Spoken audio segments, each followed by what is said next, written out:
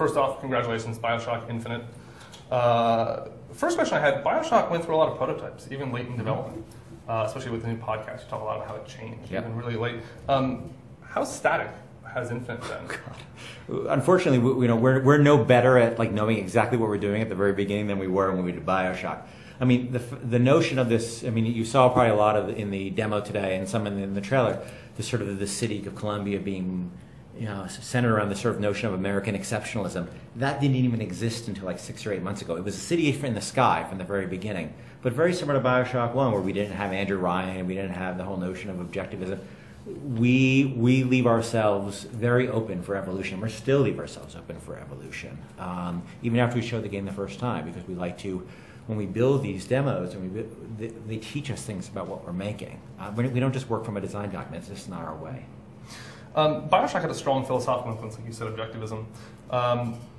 You see a lot of the same things in Infinite. What's the philosophy behind it? What would be a good reading guide if you're going to tell someone to get caught up? I mean, I think that there is there's a period of time, and BioShock 1 was also, it wasn't historical, but it was sort of set in the context of history. It was based upon this period of time, and it informed, there was a feeling in America which we were trying to represent, or feeling in the world even, and very much the same here. In the turn of the century, there was this feeling of optimism, this feeling of all these technologies came in place in this period of 20 years. You go from people with cows and outhouses and growing wheat in the fields to they got radios and cars and movie stars and all these incredible things in the space of 20 years. It's almost as if they felt like a city was suddenly floating in the sky. That's how much the world changed. And so there's a lot of books you can read. I mean, I've read books on, I think Teddy Roosevelt is a great place to start. He really is the center of where America was at the time, and America's role from being this sort of small provincial power to placing itself on the world stage. This feeling of optimism, we can do all these huge things. We have the technology, we have this incredible democratic system, which was really a beacon of hope at the time of the world. It was a world full of monarchies and despots. And Columbia came out of that. And what we really wanted to sort of base something in that time, which people haven't really seen before, but I think also feels in a lot of ways very familiar to some things that that are very much in our consciousness today. So Columbia, it's a big part of the presentation today. Your games historically have had the settings of the major characters, the Von Braun in System Shock 2, Rapture in BioShock. Going into designing Infinite, was building that locale, was that an early part of the inception of Infinite? We knew we wanted a city in the sky because we knew that feeling of, oh my God, that's what they thought would happen at the time, at the turn of the century. They thought, in the same way that, BioShock 1, there was a sense of, in BioShock 1 there was a sense that you could create these utopias, you can create these perfect worlds based upon these, quite radical systems of ideas. There was a sense that America had this mission at the time. And so but even aside from the American aspect, there was a sense of technology would transform everything, because it was transforming everything. So this notion of putting this almost a ridiculous concept, or probably no more ridiculous than a city at the bottom of the sea, maybe even less ridiculous, a city suspended in the clouds, struck us as a great sort of visual metaphor for for certain ideas. So that was fairly early. That was almost right at the start. But everything else has been just evolving ever since. So this has been a while since BioShock, right? It's 3 years since BioShock's released this month. And I assume the game is not coming out this year, so you're talking about another year. In terms of team size, in terms of dev budget, how does Infinite compare to BioShock? Is this a far bigger project? No, I mean, it's a reasonably big team, and we're still not as big as like the Ubisofts of the world. Not even close. We don't have 350 people. We've got like 80 or 90 people. So we like to stay relatively small. But yeah, relatively. Not compared to a bunch of indies, which are do amazing things with 5 people, and we used to do that. But the scale of this project is obviously very large, and the amount of assets. There's not a single shared asset between this and any previous BioShock game. All the code we're writing is entirely new. We're not using any of the code we used in BioShock 1 or 2. It's an entirely new engine. And the reason we did that is we wanted Rapture was a bit of a fake in the sense that you never really engaged with the ocean in any real way. And that was sort of a function of the engine we had and the time we had to make it.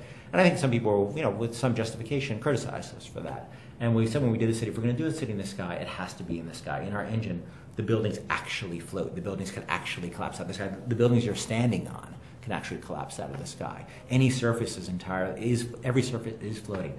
The scale of the spaces, the fact that you can fight, you saw some of the battles tonight against like 15 guys at once, where you're used to in a BioShock game fighting one or two guys in a corridor. We have this saying when all you have is a hammer, everything looks like a nail, and that's why some of the combats I think in previous BioShock games got to be a tiny bit samey, because when you're just fighting one or two guys in a tight corridor, electro shotgun tends to work really, really well. And we want to say, well, first thing we want to do is really open up the kinds of challenges you can face. Okay, well, maybe you will have some of those tight spaces. You will. You saw some tonight.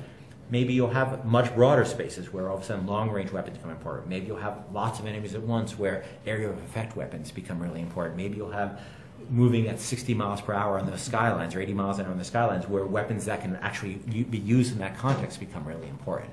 And so we want to demand a lot more of the players, so they were much more had to be much more engaged in their tool set. A quick question about the engine. You mentioned it's a new engine. The other game was built on a heavily modified Unreal Engine 2.5. Is this fresh tech from ground up? No, it's built on Unreal 3 this time, okay. but there's no shared code that we wrote between. Right. Well, I guess because it's built on Unreal 3, there's not really any shared code at all between the two. But certainly there's no shared code between what we did on any of our previous games and this. And this game was about. Sorry about that. And this game was about getting out of our comfort zone for us, because we had used that engine on several games before, and it was used on SWAT, it was used on Tribes, it was used on BioShock 1, it was used on BioShock 2. Somebody else used it on BioShock 2. And we were very comfortable with it, but it was also a limitation which didn't allow us to do the thing we wanted to do with this game. So, it was a lot of work, and that's one of the reasons here we are 2 years later just starting to talk about it. 2.5 years later starting to talk about it. That leads us into another question. What were some of the hard choices you had to make with Infinite? Do you have any anecdotes about the concept of the dev process that was specifically difficult, that you either had to avoid or that you wanted to address head on? I think, the first rule we made for ourselves when working on this game, and this is a hard rule, is that there's no sacred cows. There are no BioShock sacred cows. Anything that doesn't fit in BioShock Infinite doesn't belong in BioShock Infinite. So people say, well, what about this? That's you got to have that in a BioShock game. And we say, well, how does it fit? Does it fit in? Does it belong? Is it telling the story we want to tell? Is it the gameplay experience we want to say? And there are some probably very iconic things that when you think of BioShock, you didn't necessarily see tonight. And I think for a lot of people, like, oh my God, how could we not have that? What's an example? What's an example of something that people said, oh, it has to have this for BioShock? Probably didn't see a large guy in a diving suit and a little girl walking around. There was a big guy with big hands. That wasn't what you think it was. Big hand guy. We have, in terms of the combats, there's a much broader. Let me come back around to that again in a second. But that guy was not a big daddy. And you're not seeing any, big guys in diving suits and little girls walking around. And that, for a BioShock, that's a guy on the cover. That's a little girl on the cover in both games. And I think that's a big thing. When you think of Rapture, that's another key thing. How do you take all these things you created? This this such an iconic. Everything about how the game was presented was tied into that. And I think that for us, though, we didn't have a choice in terms of what we wanted to do, because we felt we had said what we wanted to say about Rapture, not about BioShock, not about sort of the gameplay motifs, not about some of the narrative motifs, but we had said what we wanted to say about Rapture. We had said we want to say about that kind of space and the kind of combats you have there, and some of the kind of experiences you have there. But we created this franchise, and we love this franchise, and it's very much, if you know our previous games, it's very much an extension of the DNA of stuff we had done before. And I think you'll see this game has evolved as much from BioShock as BioShock had evolved from any previous games we had done. I think BioShock is a lot more than just Rapture. I think there's motifs of, this is a game, it's a first-person shooter set in an amazing place with a story wrought with, from our perspective, of ideas that are tied to human history. And everything else really for us is up for grabs, but we felt if we made this game and it wasn't a BioShock game, that really wouldn't be. That would be a bit of a cheat, Like say, oh, it's a totally new thing, but it is a new thing. But it's it's a continuation of things we've done before. It's a shared heritage. Yes. You know, I mean, Final Fantasy is a very similar thing. You know, Okay, right. you know, they have some similar elements, but you know, and it's a little strange because usually when you do sequels, you know, the reason it's so similar is because, you know, a lot of the same assets, a lot of the same, you know, a lot of the same gameplay systems, almost BioShock everything. 2, for example, versus BioShock Infinite. You know, yes, I mean, this is, and that's why we had, one of the reasons BioShock 2 wasn't the right project for us, and as we agreed with the company, is that we didn't have the time frame or the scale to make the project the ambition we had. But we felt very much it was a BioShock game. Mm-hmm. But, you know, there is connective tissue to this and previous titles we've done as well. What does Infinite mean? That's something you're going to have to find out. Oh, I see. Are you concerned at all about disappointing fans that were really looking forward to a new IP from Irrational? You know, do you think that there's going to be a backlash? Like, oh, it's a BioShock game? Why isn't it just something else? No, I mean, I think that if we had made a game that was, you know, very similar to what we had done before and tread very similar grounds, I think that there is definitely a chance of that. And look, you know, we never know what people are going to think. But our viewpoint here is that it is a franchise that people like and I think people love. A lot of people love. And we had more to say to it, but we wanted to do it in a way that we weren't bound by any ideas that had come before. Can you explain the code name Icarus? Mostly it was just we wanted to be able to talk about the game and say it without just saying, oh, this thing we're working on, and have a name that we could use. I think it also, I mean, if you think about the name, there's, you know, we wanted people, and I think there are some people on the internet who sort of had a sense of, you know, kind of sussed out a little bit of what we were doing because of the name, and that's okay. We wanted people to, you know, like any good mystery, you want people afterwards to feel they had some information to suss out, you know, what the solution to the mystery would be. They had some data to figure that out. You guys had a fun podcast feature where people called in, guessed what you were working on. Anybody guess BioShock in the Sky? I don't know. I don't think so. Maybe I could be wrong. I'm looking at my director of marketing here. Some people did. You're going to give them like a special award, something, give them a prize. They should get a prize. Give them a badge on the site or something. I mean, the Icarus name is, you know, does hint towards that a little bit. The game was running on PC today, I think, right? Are you guys handling PC development yourself? No, it was handled by 2K Australia. We're handling everything.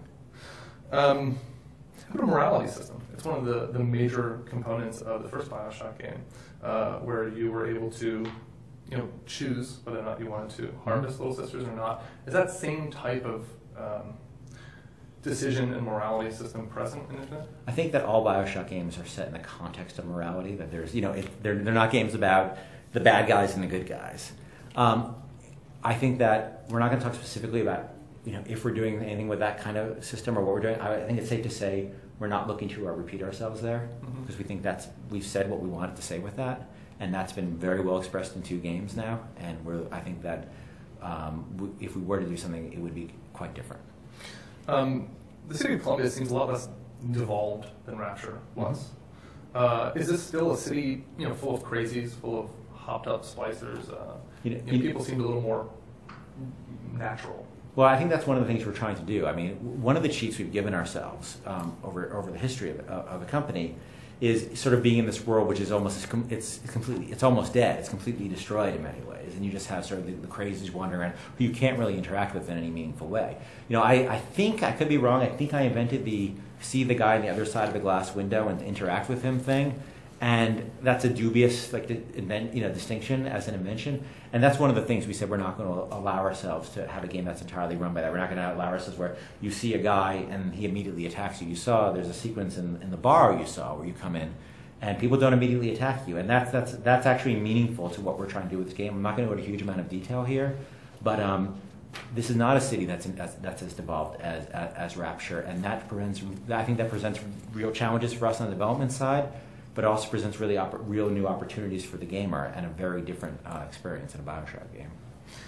So last question, should be really obvious at this point. BioShock Undersea, BioShock Infinite in the air, BioShock X in space.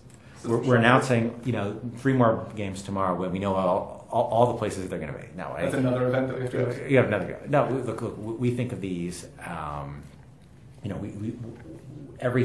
took us this long to sort of think and evolve this. We have no idea, in terms of the future. That's not even something I'm even thinking about right now. I think a shot game in a ship with an AI is going to go really, really well. That's